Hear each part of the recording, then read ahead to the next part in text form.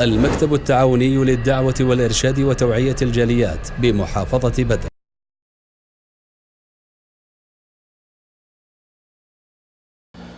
আসসালামু আলাইকুম রহমতুল্লাহি ওবারাকাতুহু। সুপ্রিয় দর্শক ও শ্রোতা বন্ধুগণ, নামাজ গুরুত্বপূর্ণ একটি ইবাদত, ইসলামের মূল খুঁটি স্তম্ভ। আল্লাহ রাব্বুল আলামিন এই নামাজ সম্পর্কে সর্বপ্রথম কিয়ামতের দিন প্রশ্ন করবেন। নামাজ যদি সঠিক পাওয়া যায় আপনার জন্য রয়েছে মঙ্গল, আর যদি নামাজে সঠিক না পাওয়া যায় আপনার জন্য রয়েছে অনেক দুর্ভোগ।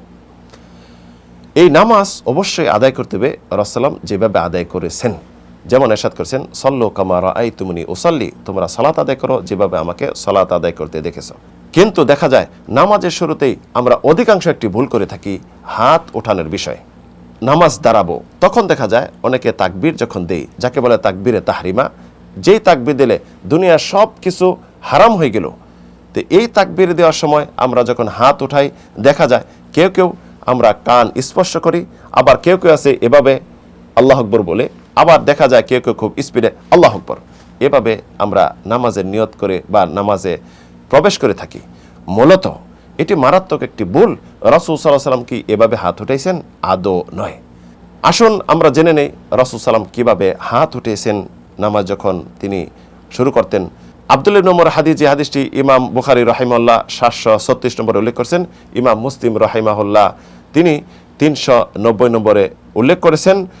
আব্দুল্লাহ ইবনে ওমর বলেন, রাআইতু রাসূলুল্লাহি সাল্লাল্লাহু আলাইহি ওয়াসাল্লাম ইযা কামা ফিস সালাহ, আমি রাসূলকে দেখেছি তিনি যখন নামাজে দাঁড়াইতেন, রাফা ইয়াদাইহি হাত্তা ইয়াকুনা হাদওয়া মানকিবাই, তিনি হাত উঠাইতেন কাঁধ বরাবর, অর্থাৎ এই হাতের তলি দুটো থাকবে কাবার দিকে, আর আঙ্গুলগুলি এত ফাঁকও থাকবে না, একদম মিশিয়ে থাকবে না, স্বাভাবিক পর্যায়ে এই কাঁধ বরাবর হাত উঠেছেন। তাহলে এই স্পষ্ট রাসূলুল্লাহ কাঁধ বরাবর হাত উঠেছেন। কান বরাবরও হাদিসে রয়েছে, ইমাম মুসলিম রাহিমাহুল্লাহ 391 নম্বর হাদিস উল্লেখ করেছেন, মালিক ইবনে হুয়াইরিসের হাদিস।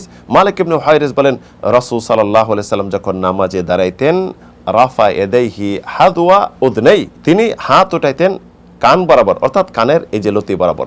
তো স্পষ্ট আমরা জানতে পারলাম যে রাসূল সাল্লাল্লাহু আলাইহি সাল্লাম হাত উঠাইতেন কাঁধ অথবা কান বরাবর। এটা যদি আশা করেন যে নামাজ আপনার জন্য হবে জান্নাতের চাবি, তাহলে রাসূলের পদ্ধতিতে নামাজ আদায় করুন। আল্লাহ রাব্বুল আলামিন তৌফিক দিন। আমিন, আল্লাহুম্মা আমিন।